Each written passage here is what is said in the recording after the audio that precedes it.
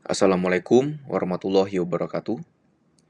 Pada video kali ini, kita akan melakukan demo pada aplikasi website pengelolaan MBKM, yang mana pada demo kali ini kita akan mempraktekkan dari mulai pembukaan periode pengajuan, seleksi, hingga ke tahap akhir penginputan nilai akhir.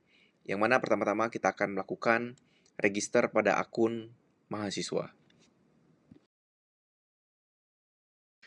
Baik, berikut ini merupakan tampilan awal dari aplikasi website pengelolaan MBKM. Yang mana kita akan melakukan register dengan kita mengeklik register. Setelah itu kita melakukan pengisian form seperti nama depan, nama belakang, NIM kelas, nomor WhatsApp, email, password, konfirmasi password, dan terakhir kita melakukan pemilihan dosen wali. Dan jika data tersebut sudah sesuai, kita akan melakukan klik pada button registrasi. Dan setelah kita melakukan klik, maka akun dari mahasiswa akan otomatis terbuat.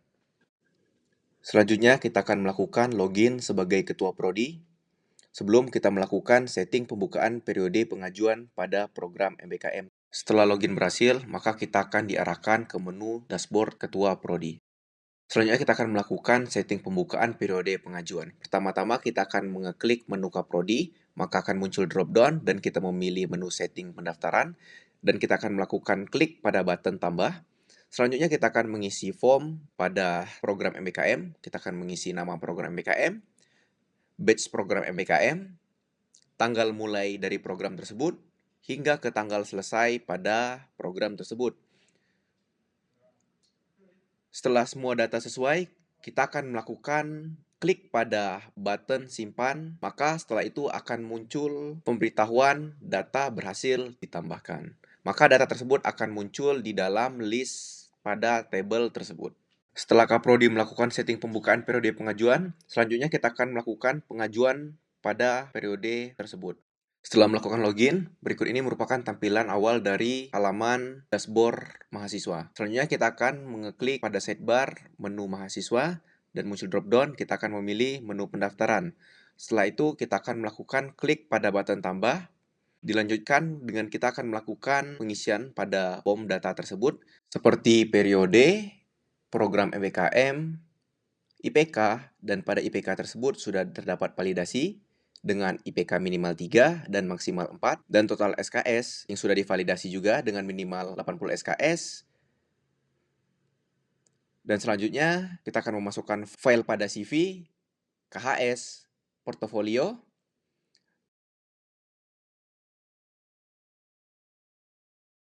dan jika data sudah sesuai, maka kita akan melakukan klik pada button simpan, dan selanjutnya akan muncul konfirmasi pop-up, dan kita lakukan klik, maka data tersebut akan tersimpan dan muncul pada tabel pengajuan mahasiswa tersebut. Selanjutnya, setelah mahasiswa telah melakukan pengajuan, dilanjutkan dengan tahap verifikasi, yang mana pada tahap ini dilakukan oleh dosen wali. Pertama-tama, dosen wali akan melakukan login.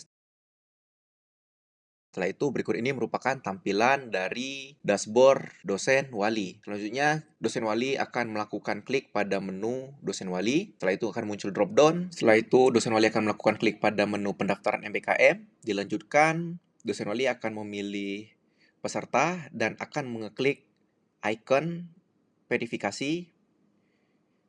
Dan dilanjutkan, dosen wali akan mengecek data seperti CV, KHS, portofolio. Jika sesuai dengan kriteria, maka dosen wali akan merubah status pada pengajuan tersebut.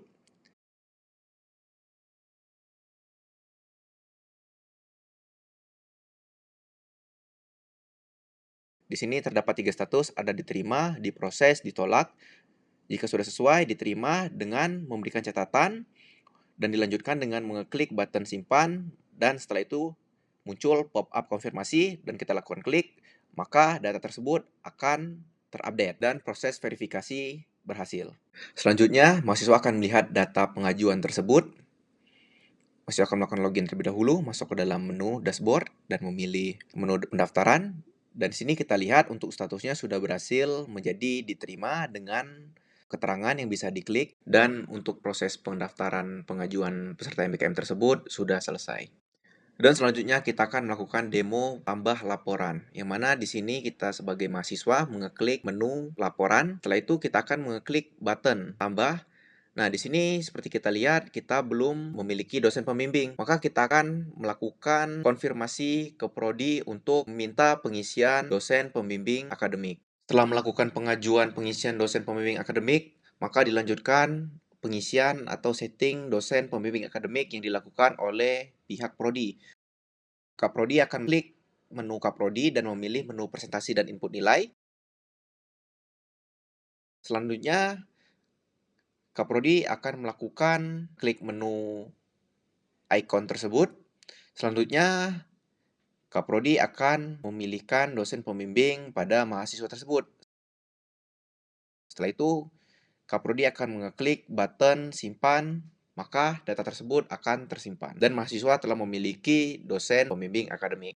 Setelah mahasiswa telah memiliki dosen akademik, maka Kaprodi akan melakukan pembukaan jadwal untuk pengumpulan laporan. Yang mana seperti kita lihat di sini, Kaprodi akan mengeklik menu Kaprodi, terus dilanjutkan mengeklik menu setting laporan. Selanjutnya, Kaprodi akan melakukan klik pada button tambah, dan dilanjutkan Kaprodi akan melakukan pengisian form seperti jenis laporan, batch program, MBKM, tanggal mulai, tanggal selesai. Dan setelah itu, Kaprodi melakukan klik pada button simpan dan data berhasil ditambahkan. Nah, dilanjutkan, mahasiswa melakukan penambahan laporan. Nah, mahasiswa akan melakukan login terlebih dahulu. Setelah itu, mahasiswa akan diarahkan ke menu dashboard mahasiswa. Dan di sini kita dapat melihat batas pengumpulan laporan. Dan selanjutnya kita memilih menu laporan untuk melakukan submit laporan. Dan kita melakukan klik pada button tambah. Kita akan mengisi form pada tambah laporan seperti jenis laporan dan file. Setelah data sesuai, kita lakukan klik pada button. Dan muncul pop-up, kita klik, maka data tersebut berhasil ditambahkan. Nah, selanjutnya Ketua Prodi akan melakukan edit pada laporan tersebut. Kita masuk sebagai Kaprodi, kita memilih menu laporan peserta. Nah, Kaprodi akan memilih peserta, terus melakukan klik action pada icon tersebut. Kaprodi akan melakukan pengecekan file terlebih dahulu, apakah file tersebut sesuai atau tidak.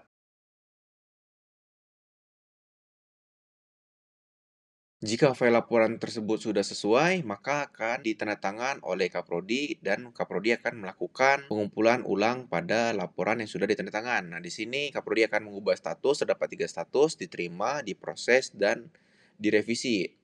Dan di sini kita lakukan diterima dan kita berikan catatan dan kita lakukan klik button simpan. Setelah itu muncul pop-up konfirmasi dan data berhasil disimpan. Maka seperti kita lihat di sini statusnya sudah menjadi diterima.